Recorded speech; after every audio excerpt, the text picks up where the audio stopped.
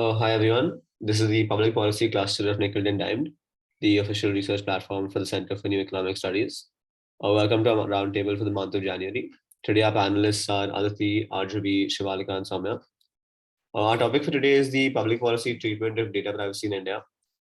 So as India comes online increasingly and very rapidly through the advent of technologies like UPI and the ONDC, the question of how the government is regulating the data with citizens is of increasing importance.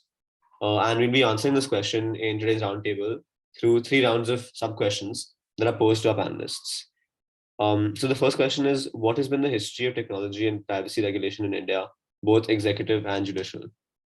Who wants to answer this? I'll just start. So I like to, it's just basic that we have the IT Act 2000, and when we first spoke about this, it was in 2008 when an amendment came into the picture, amendment to the Act, which was Section 43A, and it put obligations on companies to protect all sensitive data that they had. So this is the first time that anybody ever even heard of this. And right now we're just talking about personal data, and non-personal data is not into the picture as of now.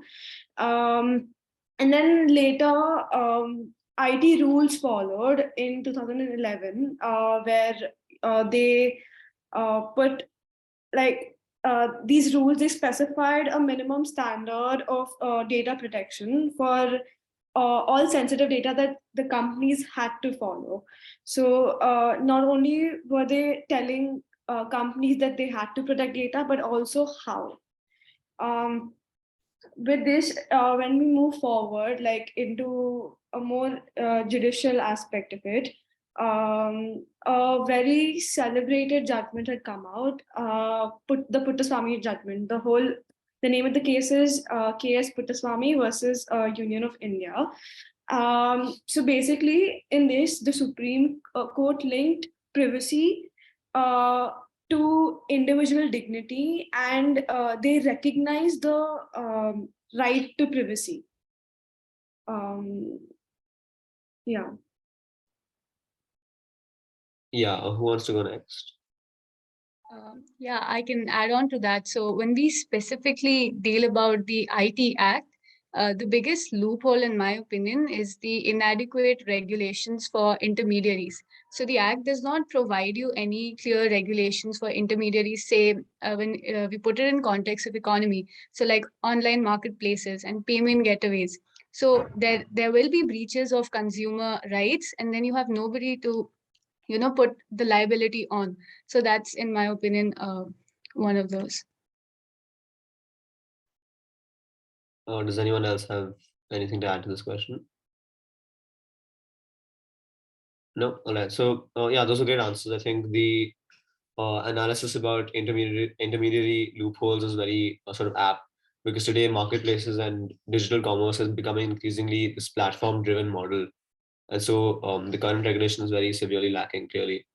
So yeah, great answers.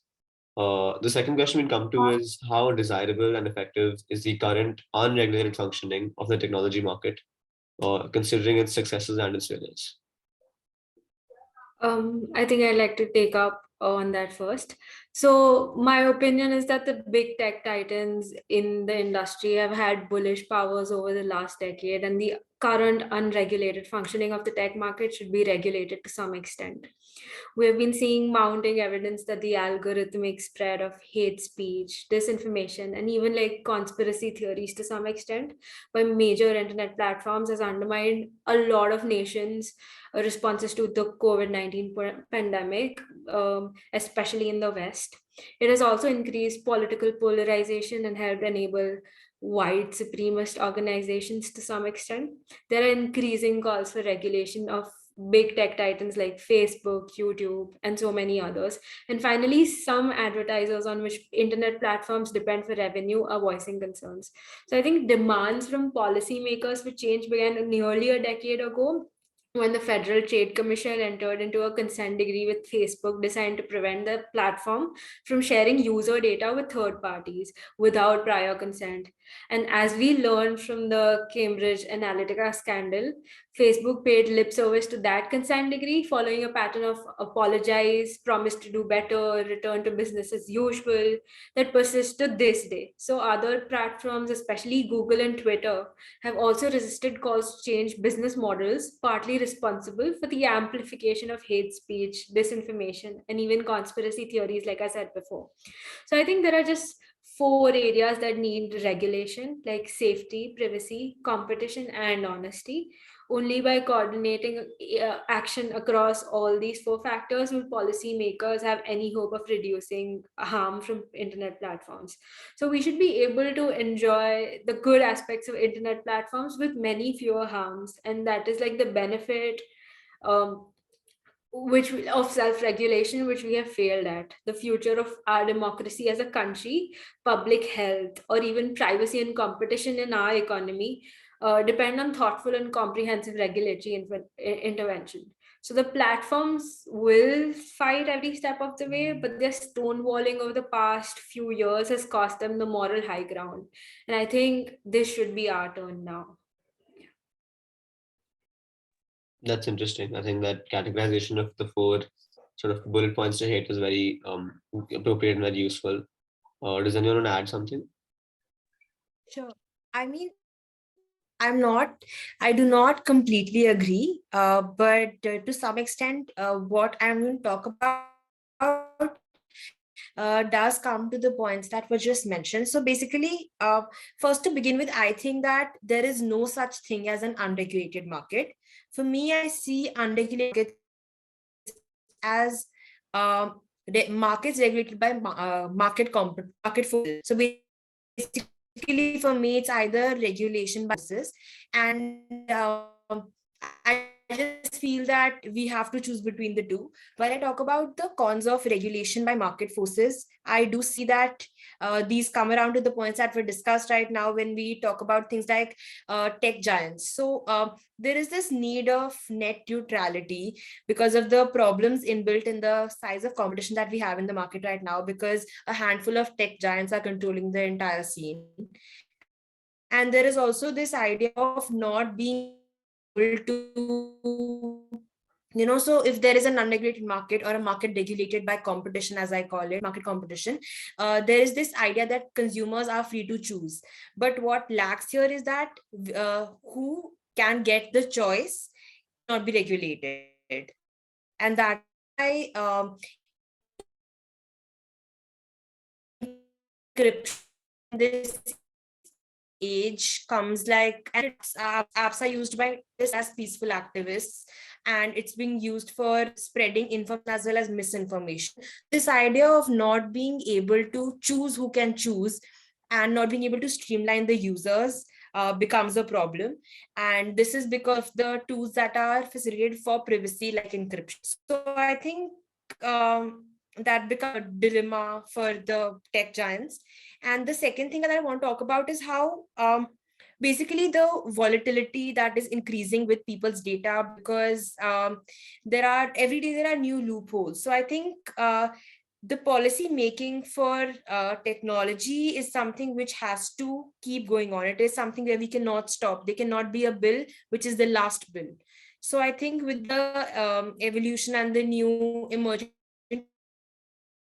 technology is coming day by day, constantly go back to the previous ideas and go and check the loopholes, because as the technology is developing, with its expanse becoming bigger and bigger, there are greater loopholes that are coming up. So I think that way policymaking is a dilemma. That's very insightful. I think your internet broke for a while, but we got the essence of the message. Does anyone want to add more to the second question?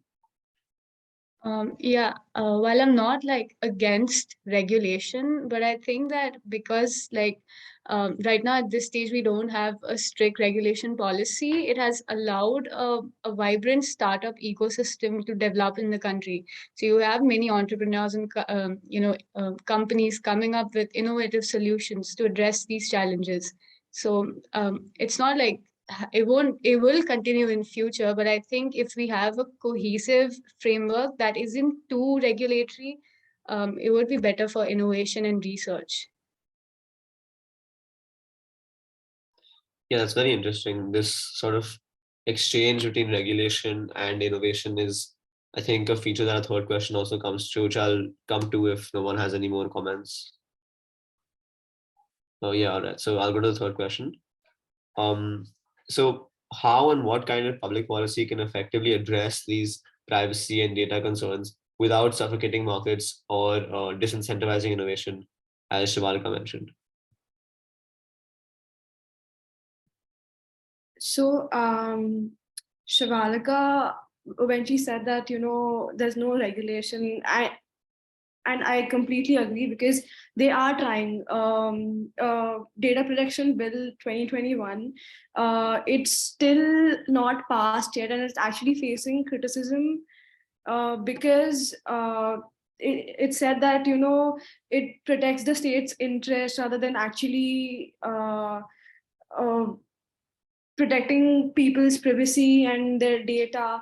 So I think instead of waiting for a regulation to come out, what the government should do instead is make use of nudge theory. And I'm just hear me out. Like, you can, obviously you guys are open to criticize, and but I'm big on nudge theory. Now here's the thing: what you can do is you can have you guys heard of the Social Dilemma on Netflix? Have you guys watched it, or sort of? Yeah. So documentary like those should be propagated by the government, and now not everybody has access to Netflix, because I know the kind of impact that show, that limited series had on me, because I'd instantly gone off all social media, and it had an everlasting impact on me. And I know a lot of my peers also sort of went off social media when they got to know the kind of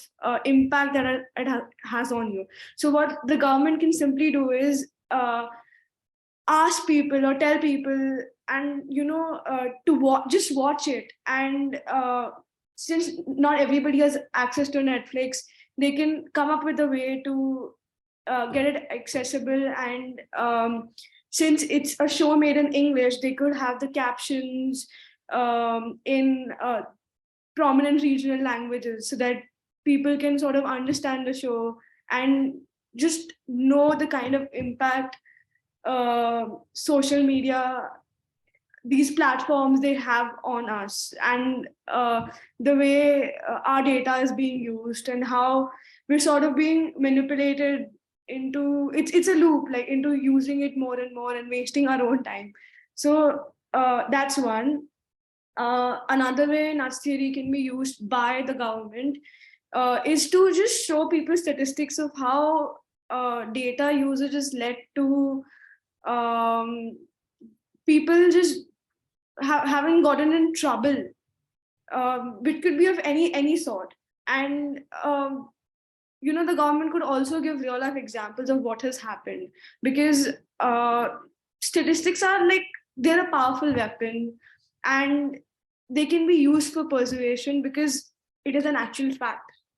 It is something that has happened, and people can be affected like very easily. And I'll give you an example. It's unrelated to data, but uh, there were girls dropping out of a school, and the principal what the principal did was just call in the parents, and sort of tell them that the average just tell them the advantages of the average income rising if girls don't drop out, and if they continue just one more year of schooling. And that is how they got the percentage of girls dropping out of it. to draw.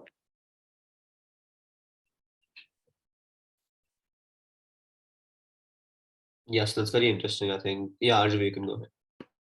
Yeah, so I think Aditi makes like a good point here, and to back her up with a practical public policy example is the act that was passed in June 2018 by the state of California in the United States of America, which was a Consumer Privacy Act that could have repercussions on US companies. Then the European Union's General Data Protection Regulation, which is termed as the GDPR, that went into effect in May 2018. So the California law doesn't have some of GDPR's most onerous requirements, such as the narrow 72-hour window in which a company must report a breach. But in other aspects, it goes even further. So CCPA, which is the California Consumer Privacy Act, takes a broader view than the GDPR on private data. So the challenges for security then is to locate and secure the private data. So the CCPA, to elaborate, is a law that allows any California consumer to demand to see all the information a company has saved on them, as well as a full list of all the third parties that the data has been passed on to. In addition, the California law also allows consumers to sue companies if the privacy guidelines are violated, even if there is no breach. So companies have 30 days to comply with the law once regulators notify them of a violation. And if the issue isn't resolved, then they have to pay a fine that is up to 7,500 US dollars per record, which is, I think, frightening for any company to. So the law is widely considered to provide the strongest consumer data protection in the US and has been subject to considerable speculation and even lobbying since it began as a popular referendum in 2017.